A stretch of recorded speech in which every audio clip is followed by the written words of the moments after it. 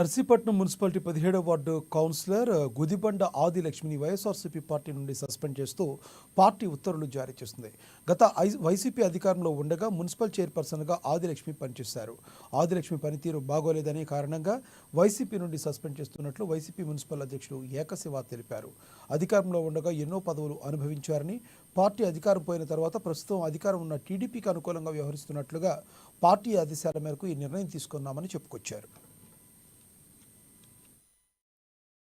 YSR Congress party అధికారంలో ఉన్నప్పుడు ఎంతో కీలకమైన పార్టీ పదవి అనుభవించి ఇవాళ పార్టీ ఆదేశాలు ధిక్కరిస్తూ పార్టీకి వ్యతిరేకంగా టీడీపీకి అనుకూలంగా వ్యవహరిస్తున్న 17వ వార్డు కౌన్సిలర్ గుదిబండ ఆదిలక్ష్మి గారిని పార్టీ క్రమశిక్షణలో భాగంగా ఇవాళ వైఎస్ఆర్ కాంగ్రెస్ పార్టీ సస్పెండ్ చేయడం జరుగుతుంది.